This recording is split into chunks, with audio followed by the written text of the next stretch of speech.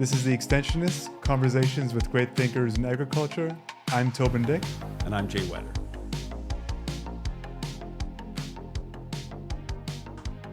Hey, Toban. Hey, Jay. How's it going? So we're starting to get some I'm doing great. I gave you a second, and you didn't take it. In this fast-paced world of podcasting, that's all you it's get. gotta be quick. That's right. I love it. You got to take your opportunities when you get them. If you don't, I'm talking. We were getting some good feedback. Like you've encountered people who recognized your voice, which I think it was is crazy. awesome. In a coffee lineup, it's like tap on the shoulder. Yeah. Anyway, Are you Toban Dyck? Oh my God, you're famous. Is that what it was like? it was. Then did you have to sign something? Yeah, Body part? 100%. Yeah, yes, the palm of the hand. So one of my colleagues at work asked us about the socks. What Was about watching the video? Yeah. Why are you guys wearing socks? I never thought anything of it. We're actually in Toban's house. Yeah, this is my farm. So I come studio. into someone's house. Yeah. I take off my shoes or boots, and then I come into our living room. It's like Mr. Dress Up, or no, Mr. Rogers. Right, That's what it's like. right, Putting Mr. on my Rogers. cardigan and sitting down. But yeah, no, that's so we're not in some fancy studio in downtown Winnipeg. We're in Toban's living room. Mm-hmm. Yeah. This is true. Maybe That's why we're wearing we socks. maybe we should try with shoes. You want to just shake things up a little bit, or slippers? I was going to say slippers. That full Mr. Rogers cardigans and Yeah. slippers every episode. Yeah, I like it. We'll get there eventually. We will. I'm really excited about today's guest. Yeah, you know this person. Daryl and I go way back. Daryl is the executive director of Manitoba Pulse and Soybean Growers, and I used to work there. Full disclosure, I was their director of communications, and since starting Burr Forest Group, we work with them. They're a client of ours. Right on. Yeah, Good. And so you know Daryl quite well. I do. Why do you think that he would make a good guest? He is very passionate about extension, and him and I have had many conversations, getting pretty deep into it. And I think he's just a wealth of knowledge. And I mean, he worked for the provincial government for a number of years in various On capacities. the Zero Till Farm, I think, didn't he? Yeah, he's got. Yeah, I think so. Yeah. I think he has experience with. We'll see. We'll ask him. We will ask. We'll clarify. Yeah, let's please do. Yes, yeah, that sounds right. No, he's incredibly insightful on those issues. So I'm really excited about. I have met Daryl. He's a good guy. Yeah. But I haven't had like the actual professional connection with him like you have.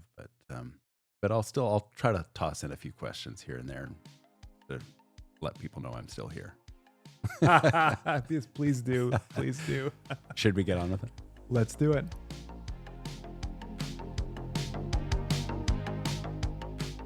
We're doing extension because we value it. Farmers are still looking for information, even while governments have pulled away from the job of extension. So like you said, the need's there, and there's fewer people actually doing extension, and so we thought we'd jump into that. And we hope that sponsors recognize that the service that we're offering and give us some support. As much as we are doing that because we see a need and we have a passion for it, we're also doing it because we see a need among some of the groups that could be sponsors, and we see that they are also looking for new ways to extend. If anybody else wants to step forward, we'd welcome their support as well.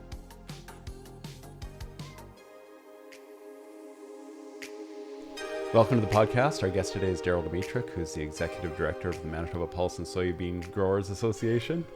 And Daryl, you've got a long kind of history of involvement in extension and now Executive Director. But so I want to talk to you about various things kind of leading up to your current role, and I'll let Toban talk about the pulse and soybean. Oh, well, stuff thanks. specifically. That's all you. Thanks, Jay, for letting me talk.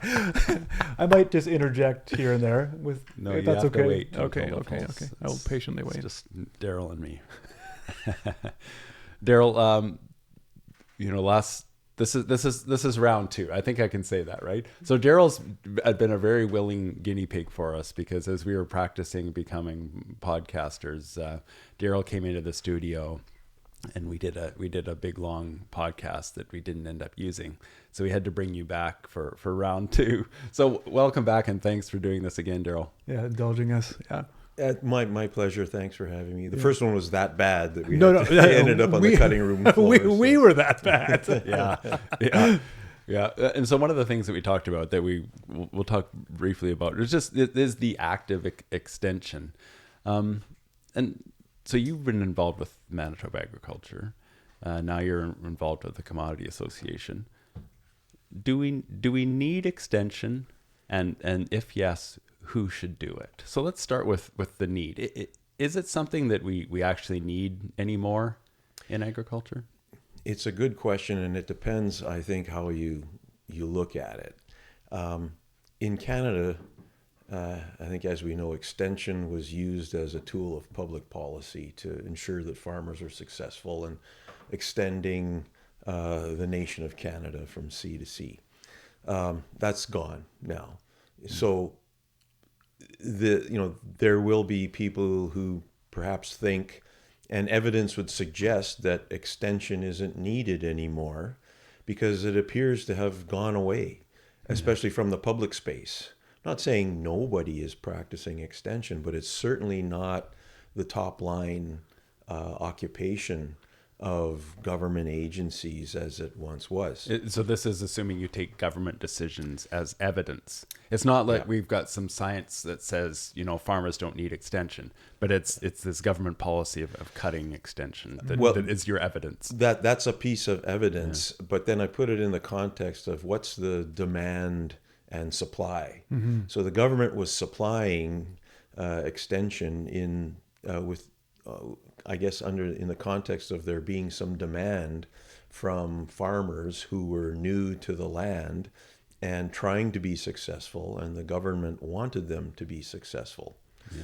So if we take that set of circumstances, I think we can update it to the 21st century, where there have been a series of demands, or if I could call them expectations, put upon the farm community, primarily by government, but also in broader society, to not just be successful food producers, but to protect the land and the water, to produce food that is safe, to produce food that doesn't emit quantities of colorless, odorless gases that affect our climate. And it seems like every few years there's a new expectation put upon the farm community. I would say that are the conditions that could use extension. Right. The scope has changed. The scope, yeah. From the farmer perspective, all these demands are coming at an individual farmer. And remember, most of our farms are still, one way or another, family farms. Yeah. People can only do so much. And on the public, whether it's government or civil society or any other entity outside the farm, they have these expectations.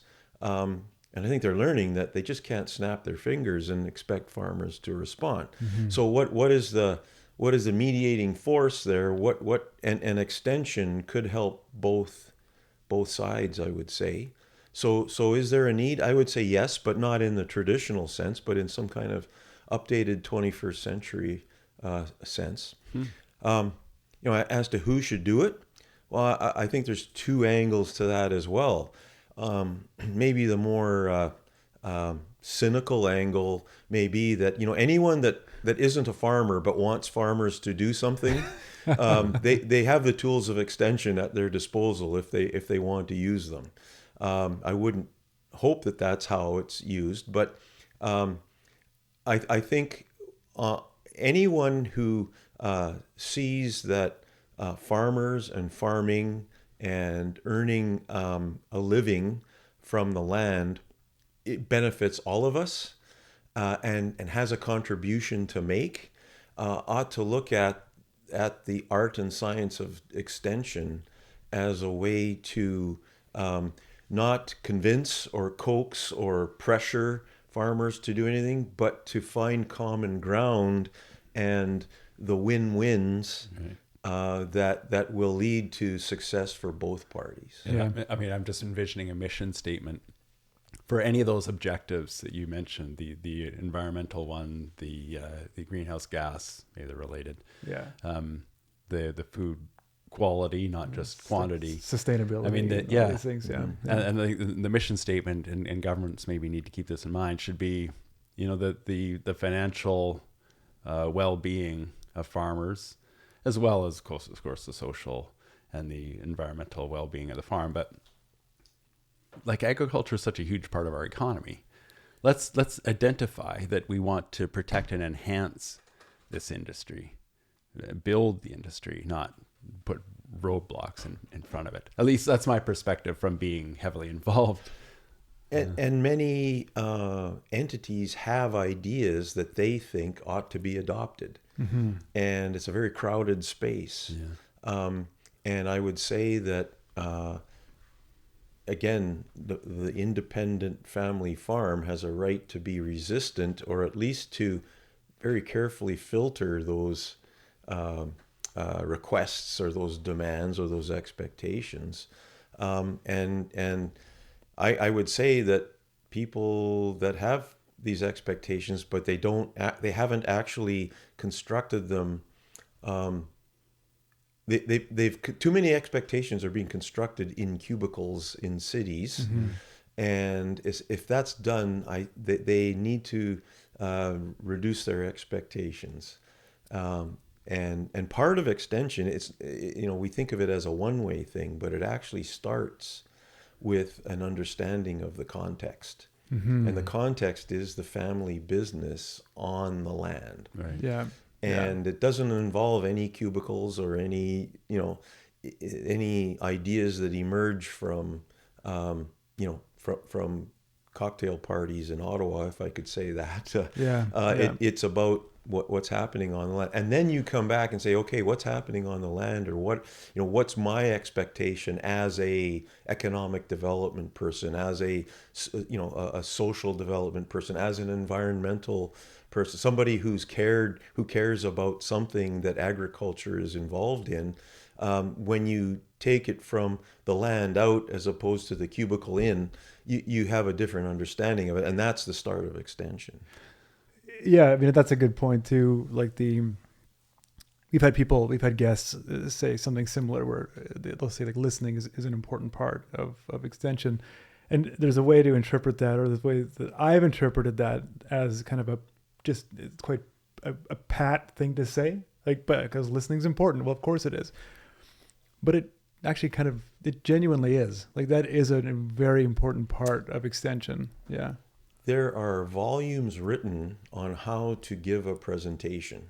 Mm-hmm. There, when young people go to post-secondary education, even in agriculture schools in Canada, they take courses in how to present.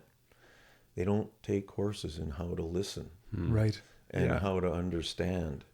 And that's critically important, because we have to remember this is all a human enterprise. Yeah. Right? This is all human. None of this exists without the human aspect to it. And it's not static. So it is really a skill to be able to listen and understand before you present. Have you taken courses on listening, Daryl, or have you learned just from experience? Could a person learn to listen formally? I've dreamt about courses in listening. I'm assuming there's courses in everything. Yeah. So there's got to be a course on how to effectively listen. That might be, the one that you take as a prerequisite for the course on how to effectively speak. But I don't know of them. And in terms of what I've done, honestly, the only thing that I could claim to have at least tried to do is have my occupation be as close to the people that I'm intended to work with. And so I've purposely shunned jobs and occupations that put me in a city. And I think so that I think is a very important. And then if I might say that's another thing that's, I think, kind of limited the use of extension is that a lot of the decisions now about those kinds of things, or the awareness of a tool like extension, it's expected to come from the leadership, and the leadership and increasingly many of their advisors are not in farm and rural Canada. They're in cities. So having said that, do you think government is probably the wrong institution for extension? Like in a way, we've kind of matured away from effective government extension. Like, or the need for it. Or I mean, we've got some great government extension people in Manitoba. So I don't want to say that they're not doing great work. They are, but I just think just going forward with the government and its objectives, is there perhaps a reason why maybe government extension doesn't work anymore? I think it's a choice that government will make in adopting any tool it wants to use to affect change in the country, on the landscape, within the population. So, a lot of people look at government as doing two things. Either it's there to create and initiate and move along its policies. So again, that extension can be a tool to do that. But the other way in which people at least have traditionally looked at government is acting in the public interest. And it's interesting because when you say the public interest amongst a farm group, it automatically gets interpreted as the farmers are the public whose interests the government ought to be taking care of. So if you stick with that definition, then I think government should be doing extension and helping farmers understand and act upon some of the very complex things. Where it does get dicey is if government uses extension for the sole purpose of imposing its policies on the population. Mm-hmm. And actually, I don't think they've been doing that, right, because they don't have the capacity to do it. Mm-hmm. But in kind of charting a future forward, you ask, should government be doing extension? And I think they should, because I think government still has a role in the public interest, which includes the farmer and the broader public. Yeah. So in that sense, I think government should be. The other thing that government, I think, can still claim as long as it wants to and puts the effort into being, is the objective third party. And this is what you'll often hear from farmers. There's no shortage of information coming to farmers about the things they do, whether it's practices or products or techniques that they use. Everybody's selling something. Farmers often look at government as an objective, not selling anything. If that role is taken seriously, and I'm not convinced it is, but I think a lot of people, like you said, we do have great extension people in Manitoba. They take it seriously. They see themselves as the objective party in the whole narrative. Why is that important today? Well, it's important today like it was in the past, but I think it's even more important now because whether you look at the technologies or the integrated markets we're in, or just sort of what's at stake in doing things right or wrong, is much more complex today. And so there needs to be an authoritative and objective party to impart knowledge to people who, like farmers, who would not have the time to learn, what is gene editing? Yes, we can have people write about it in newspapers and whatnot, but if farmers are going to have a voice around policy, around policies like that, we're talking some pretty complicated things. Climate change itself is an extremely I mean, the biggest problem we have is not necessarily, the problem is not necessarily political. It's physics, and it's complex. So to have that as a public resource, I still think has value. Just the complexity of things now, extended into another realm in terms of markets, and there's no shortage of market advisors, but is there an objective assessment, objective source of information on markets? We've seen through various and recent reviews of, for example, the Canada Grains Act, and what kind of information can be made available about shipments and marketings and things like that relative to what, say, the American farmer has access to. And we see that there are constraints. And is that in the farmer's interest? Is it in the public interest? When you think of extension, like, do you have a sense of what, there are these extension needs, and the scope is only getting larger for what they should be covering? What effective extension looks like? It's again, I do think we're in that period where we've not had extension as an identifiable discipline for quite some time, at least amongst a broad segment of those of us in agriculture who aren't actually farmers. It's hard to answer that a bit, but I do think effective extension is demonstrated by some gauge of attention, and I say that, and this is kind of one of the almost sadder things about the way extension goes, but it's a fact.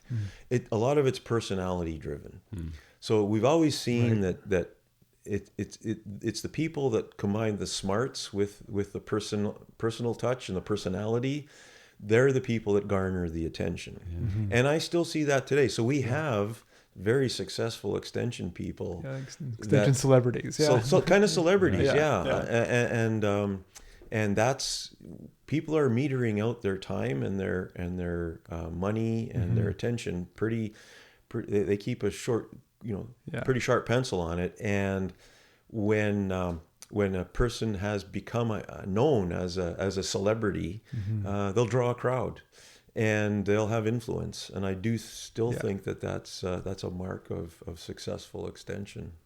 Would you consider an independent? Jay, I thought you were going to ask, do you consider me extension celebrity? That's right.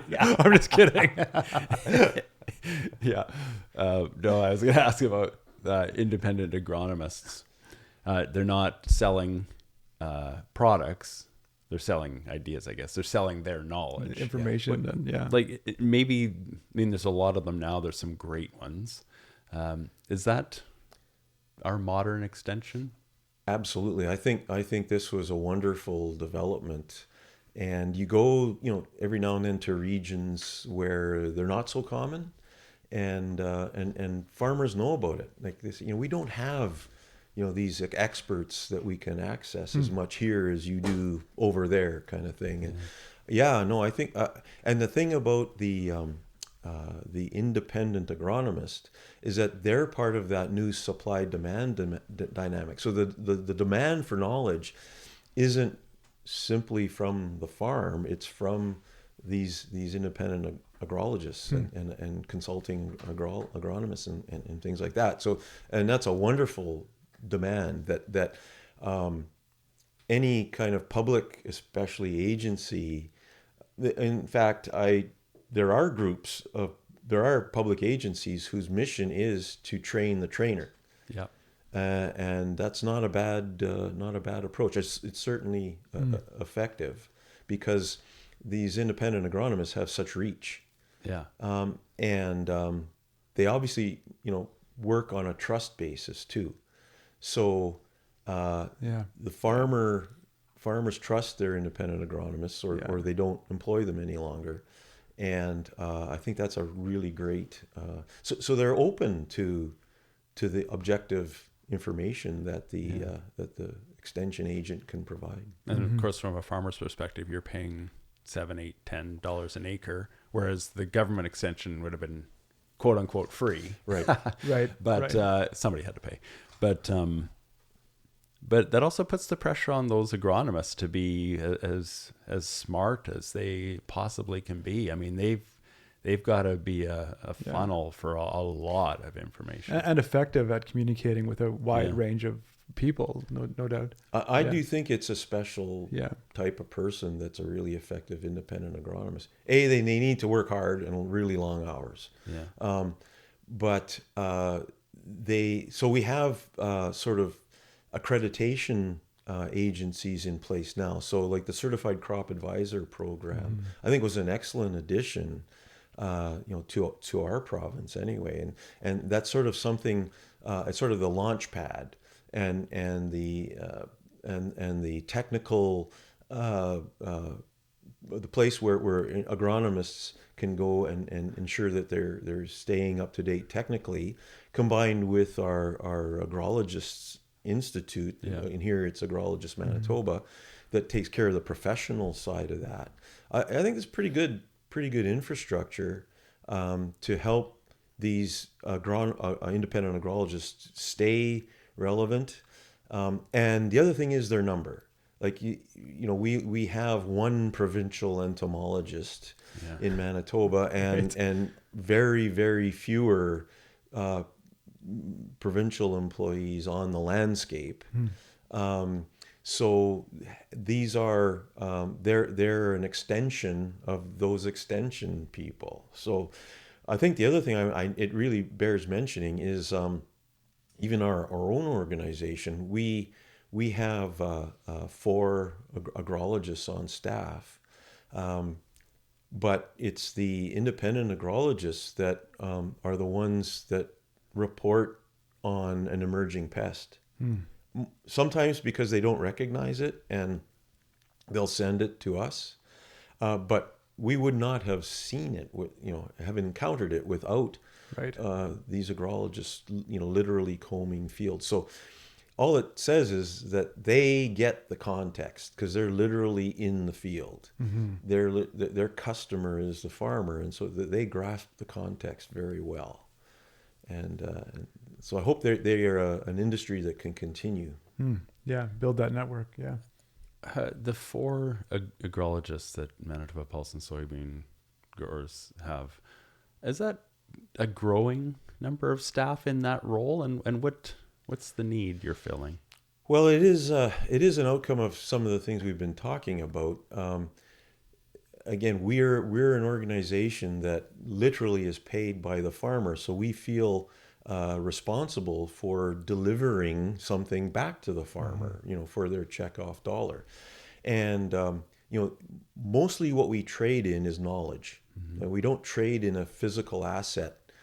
Some groups do because they fund plant breeding, and so the return to the farmer is something you can reach out and touch, a new variety. Where us, it's mostly knowledge. So that knowledge could be distributed through a network of extension agrologists. What has been happening is that in the public sphere, those are fewer and fewer. And so I think boards like ours have seen, well, if we're going to deliver ROI to the farmer and our stock and trade is knowledge, we need to have more people to deliver that knowledge. And, just to go back to what we were just talking about, it's amplified by our relationship with independent agrologists. But if we didn't have those people, we can't just assume that we'll do a research project and post the results on a website and that's it, which speaks to the other nature of things these days. It's tremendously competitive. Right. Yeah. Just fewer farmers, more knowledge. We're competing with each other actually for the minds and eyeballs of farmers. And so if you're a grower group and you don't have that built-in extension capacity, you're probably not able to provide the ROI that you would hope. Is there a direction you'd like to see extension go in general? Well, I'd like it to be I'd like it to be given broader importance and recognition first, as a discipline. What that means is I think our universities and colleges need to look at it again as a discipline. And so I'd like it to be elevated to that point again.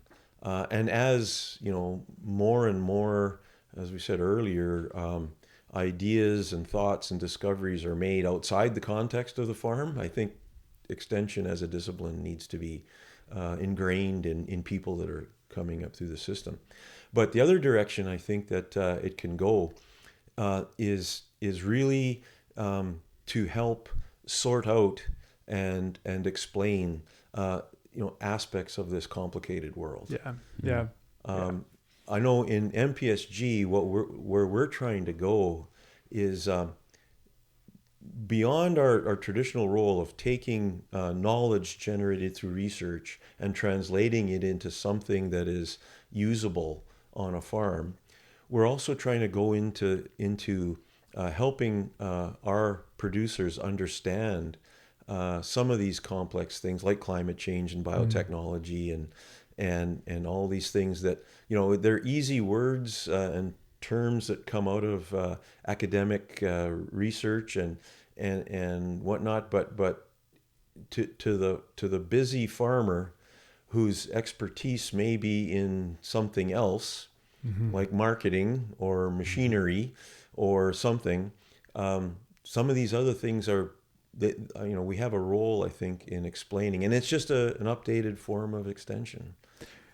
I think sometimes, but because I can say this because I do this personally, but some of the rejection that sometimes the ag community or farmers respond to new ideas with is a result of them, is just because they don't understand the issues well enough, right? So it's kind of like, if you don't understand this complex issue, you kind of naturally default to a kind of a negative state, or you feel like anxious about it because you don't want to be an idiot. Like you don't want to come out and say you don't understand something, and B, you just kind of go with the flow, and you kind of go to these base kind of reactions to things. So I often wonder how much of, we talk about sustainability or climate change, and you have groups of farmers who are just resistant to this and heels down, that kind of thing. How much of it is a genuine, thoughtful kind of, actual response to it, and how much of it is just they don't understand? I mean, yeah. So I guess all that is to say is I agree. There's a huge opportunity to spend time kind of educating or passing down that information, diffusing it in better ways. I think there is one thing that I think about some of the issues that good extension would help explain. They're probably issues that affect everybody, not just farmers. So again, it's important to put that tailored, farm relevant lens on an explanation of biotechnology. It's interesting.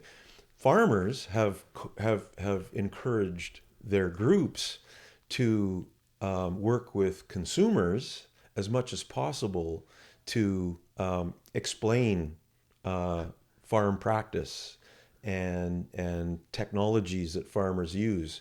And we've done that, but I think almost at the expense of not doing enough to help explain some of these complicated things Right. for farmers. Back to farmers. Yeah. That's right.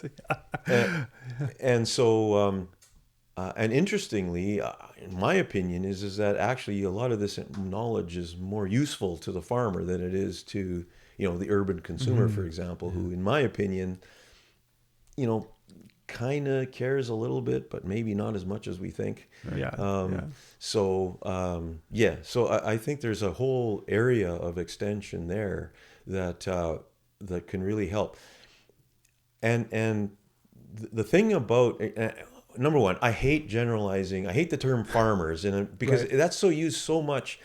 And farmers are as diverse a population as anything. Yeah. So farmers don't do this, or farmers don't do that. Some farmers do this, and some farmers do that, and other farmers do that, right? Yeah. And so I think there'll be different levels of receptivity within the farm population, just like there is. But there will be, farmers who when things are explained in an understandable and useful way, will actually, they'll thrive on that, and they'll take it in directions that we couldn't even imagine. And and again, not all farmers, because they're all different. But I mean, it's the same way we talk about consumers too. We talk about consumers as though they're one. We think they're all a homogenous group. Right. Yeah, City dwellers, They rural say dwellers. one thing and then they do another. Yeah. Well, it's a different group saying Right. this, Yeah. and then this group That's is right. saying this. They're doing this. Yeah. This group says they don't want, X product, or Yeah. they want to only buy Yeah. this. And this other group, and the people think it's all one Right, consumer. some Well, sort no. of cognitive dissonance among the consumer set. In fact, in our organization, we just released a new communications and extension strategy.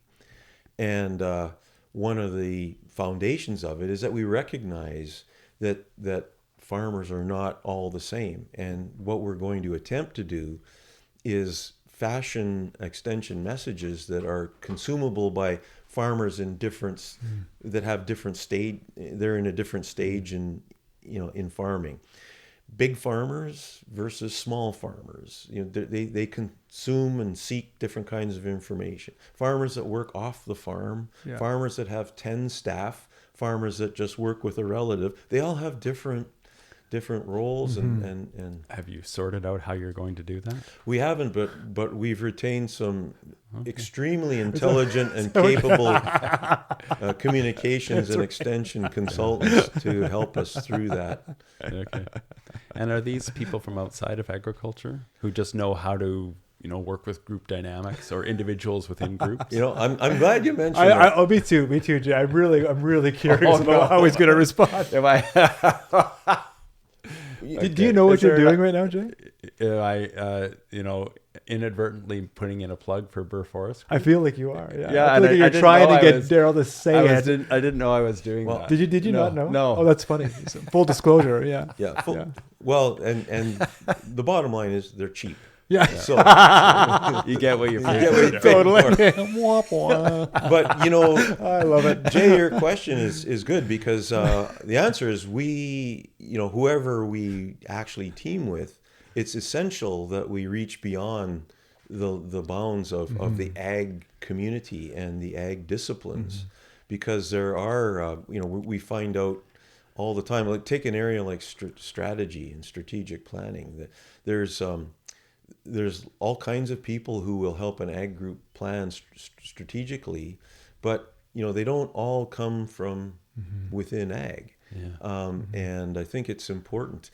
Most of the technologies, for example, we're talking about, did not arise in ag. They arose in medicine, Military, or- defense. yeah, Exactly, and not even in Canada. So I was at the World Agritech Innovation Summit in San Francisco in March, and there was this. There was a big venture capital investor named Vinod Khosla, if I got his name right.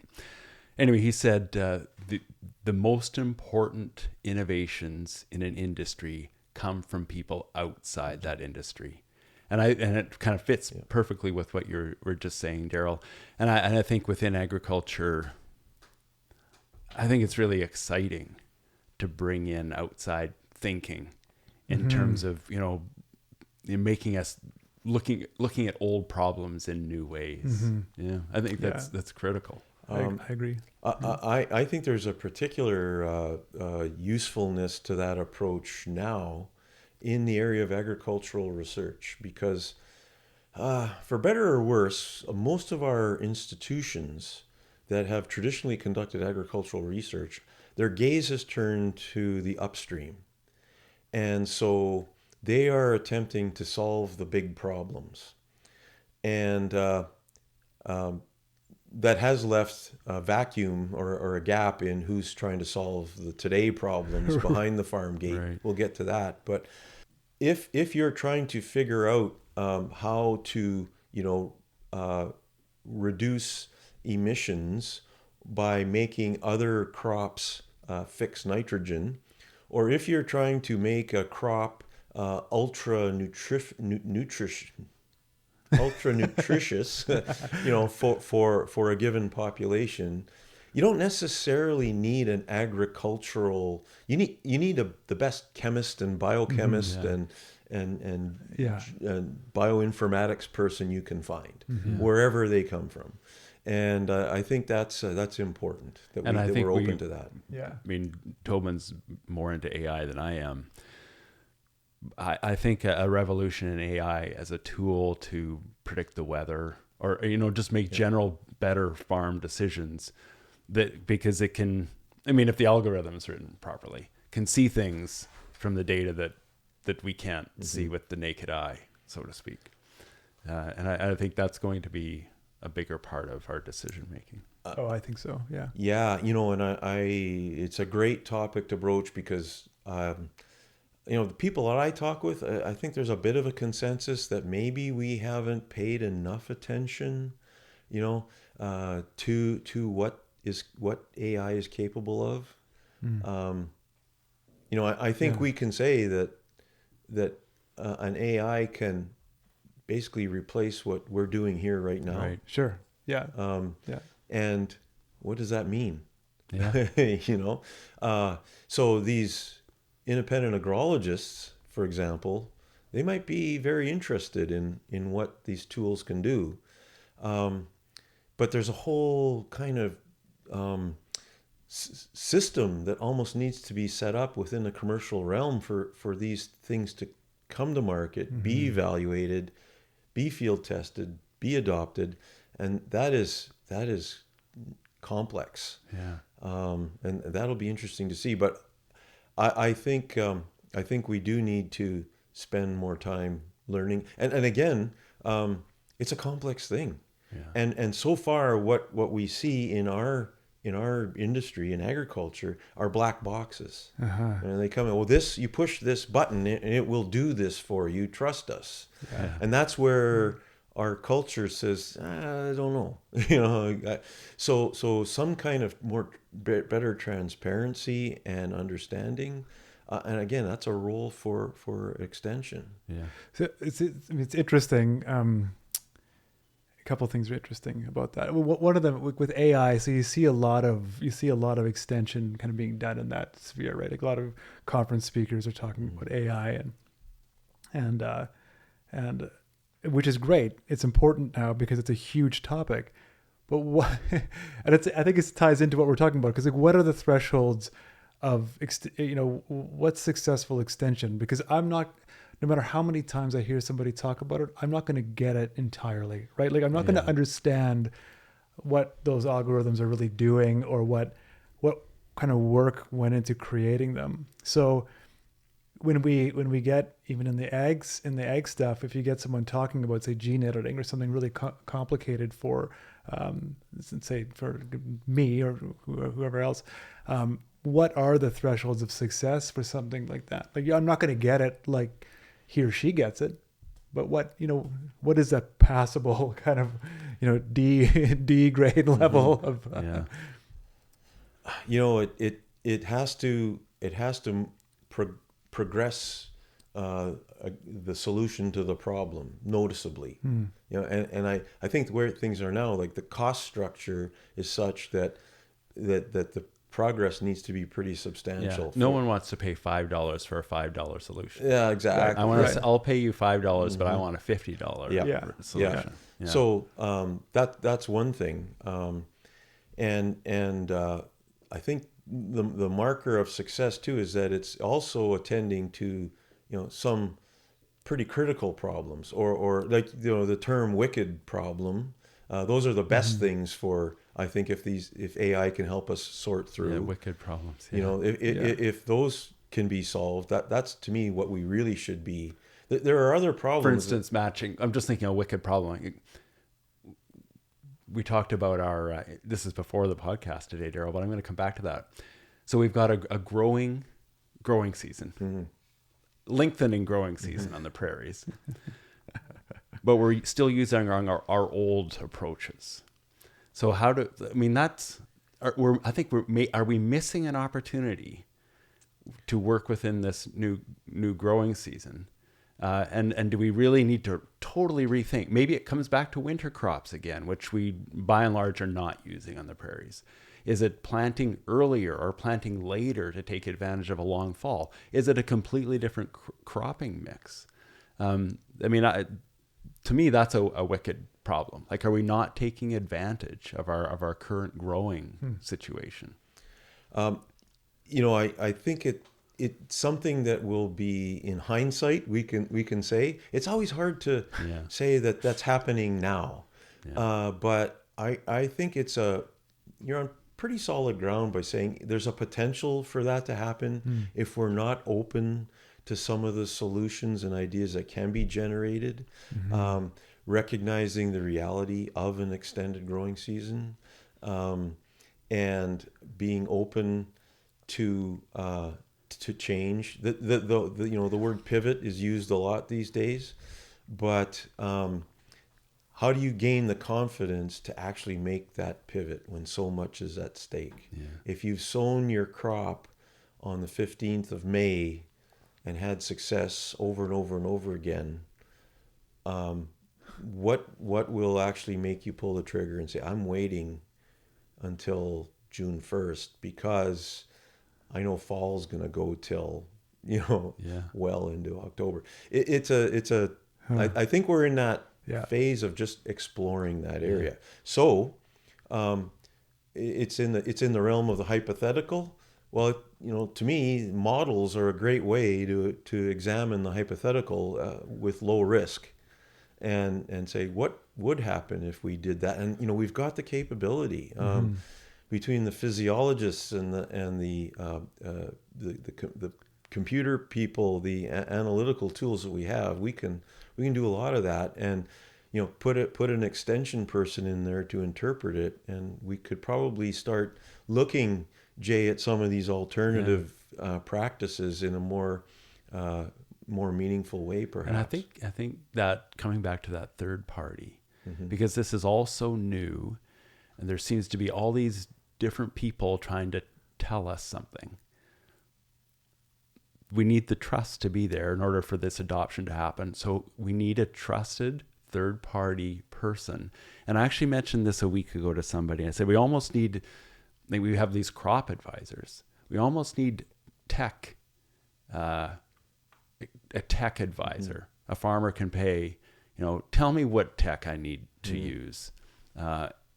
Because it's becoming such a critically important part of the farming business. Well, and it's become a very busy landscape as well. With everyone trying to sell you something. Lots of pressure. Yeah. Right. Lots of pressure to adopt tech at every turn. The best agency or the best source of advice, to grow winter canola, because the paradigm has shifted weather-wise on the farm, it is probably not the winter canola seed company. Yeah. I mean, they will try and do that, but their cause and the farmer's cause would be helped by an objective analysis of that opportunity. And it has to, with any agronomy decision, it comes down to odds, right? So you're gonna grow winter canola and it's going to fail and then give up. Yeah. Whereas maybe you need to try it on one field for 3 or 5 years to get a true, and then learn your skills along the ways. Anyway, I'm not saying winter canola is the answer. No, but winter crops, winter wheat. We know it can work on the prairies. Winter kill's an issue, but I just think that those are just examples. I know, Daryl, you're just giving an example, but yeah. Well, it's I think that type of risk, that level of risk, is something that a whole bunch of different kinds of farmers are willing to. Yeah. They do it all the time. The question is it informed risk? And I think there's a public and a private interest in ensuring that it's informed risk. Yeah. Daryl, is there anything that when you sat down in that chair, that you said, I want to for the second time. Yeah. I want to really get this point across to Toban and Jay today. And maybe the audience too, just to us. Well, you guys need a lot of points, to be honest. But anyway, we're talking to an audience here that's style, demeanor. Anyway, posture. Name a few. That's right. You know, just that and I think we've done this, is that it would be a good idea for a lot of reasons to bring the notion and the discipline of extension back, and treat it seriously and develop it as a discipline, because so many entities inside and outside of agriculture have an interest in what's happening on farms. And right. and I think those those agencies, those interests that aren't on the farm but want the farm to do something, can further their cause by listening, learning how to listen, and then incorporate that into an extension program to work with. I think they'd find welcoming farmers who are looking for opportunities for win-wins, which brings us to the pulse and soybean crop. Farmers don't plant soybean crops to reduce greenhouse gas emissions. Right. They plant it to make a living. Yeah. And to grow a good crop, but they reduce emissions when doing that. It's a win-win, and it's not because of anything that we did or anybody. It's just in the nature. Nature of pulse crop. It's in the nature, and we are short of these options that have that in their nature. And baked into it, yeah. So when you talk about changing scenarios and changing paradigms on the farm, we need all hands on deck to find these things that have them in their nature and make them real for a farm. And I think if the discipline of extension is used, there'll be receptivity. Yeah. There's a demand side for that. It sounds like there's a bigger need than ever for extension. You've made a really good case for that, Daryl. So on that note, you're the one who showed me this, Daryl, that textbook from the University of Guelph. It was the Blackbird. Yeah, something. It was the extension handbook, I think, or textbook. Handbook, yeah. And it last published in mid '80s, I think. Do you think there'd be an audience for it today? Well, I think amongst students and people that are coming into the industry of agriculture, and I think it could go many different ways. Even farm groups like us could help. Remember, these things were written back when things were a lot more institutionalized. So institutions had it in their mandate to take care of things like this. And so somebody wrote a handbook on extension. Well, that wouldn't happen today. But groups like ours who have an interest in it could help inform the creation of that kind of material now. It would be a positive thing to do another edition of those kinds of things that's updated. That'd be fun. And and including all these new tools we're talking about and how they play out. We know so much more. We know so much more about things, but the challenge is in actually using that knowledge. Yeah. Fascinating. Thank you, Daryl. Yeah, thanks, It's been Daryl. great talking to you twice. Likewise, it's been a pleasure. It's always a treat being with Toban and Jay and the Burr Forest Group in their cozy studio here on a farm north of Winkler, Manitoba. Shoes off. Shoes just off. Relaxing. Lane full of snow, not even. If only touched. someone had a snowblower. Tractor not even plugged in, just sitting back there in the snowdrift. I don't have to leave. I don't have to leave the yard, so I don't worry about it. Daryl does not. I know. Oh, that's awesome. Well, thanks for your time. Thanks, guys. Yeah.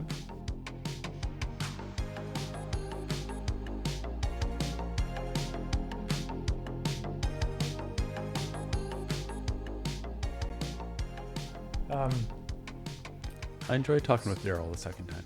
Yeah, me too. I mean, I'm gonna say that I also enjoyed talking to him the first time, which I know you probably did as well. Yeah. But yeah, I enjoyed it. I think, but we were better the second time. Yeah.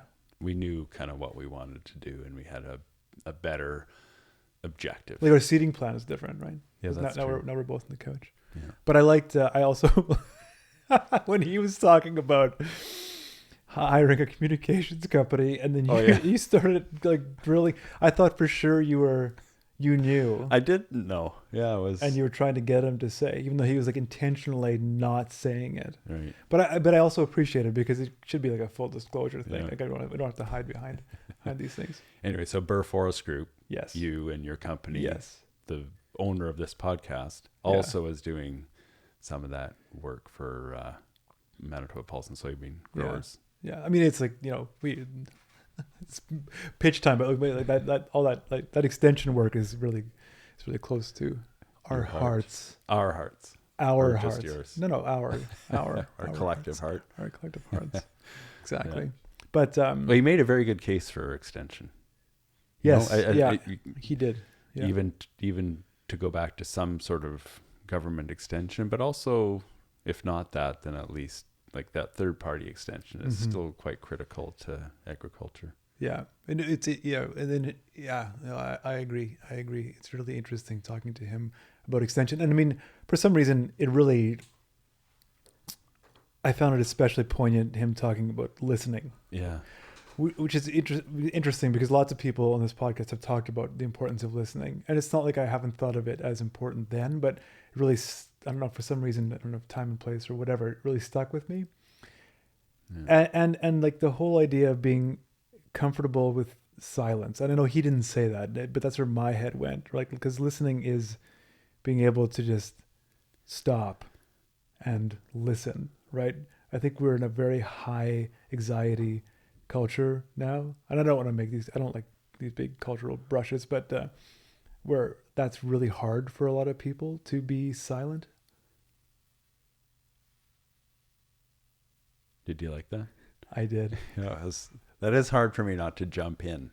I mean, we are doing a podcast, so Yes, we really shouldn't embrace the silence too much. Yeah, those 3 seconds did seem really long. We lost people. Yeah. They're like, no, it's over. It's over. What happened? Dead air. But I mean, like in journalism, it's one of those kind of adages where like you do an interview and don't try to fill the silence because the other person likely will. Mm-hmm. And yet that's where you get good information, you get color, you get, that's where the good stuff happens. Yeah. And then if you're advising people on how to talk to the media, I would tell them, when you're done talking, stop.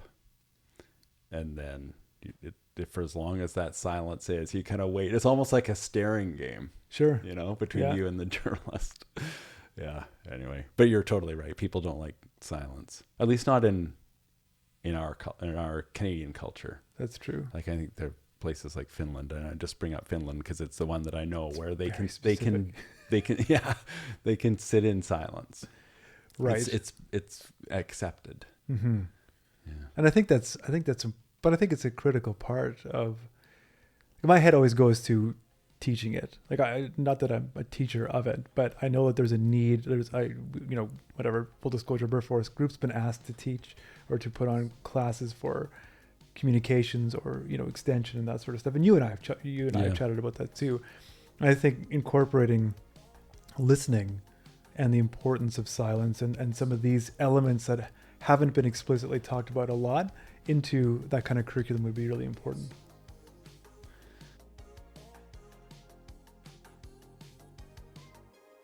So I do think we should have a guest talking about listening skills. Oh, I think that'd be great. Wouldn't that be really interesting? I think that'd be very interesting. Yeah. Well, we'll save that for a future episode. Mm-hmm. But I think, yeah. But for now, this has been the Extensionists. I'm Jay. And I'm Toban. Till next time.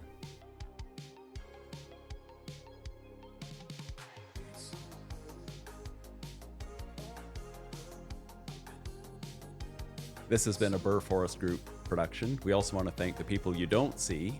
We're here, we're chatting away with our guests, but there's tons of people who work behind the scenes to make this podcast happen. Ryan Sanchi is our director. Ashley Robinson is the coordinator. And Abby Wall is our producer and editor.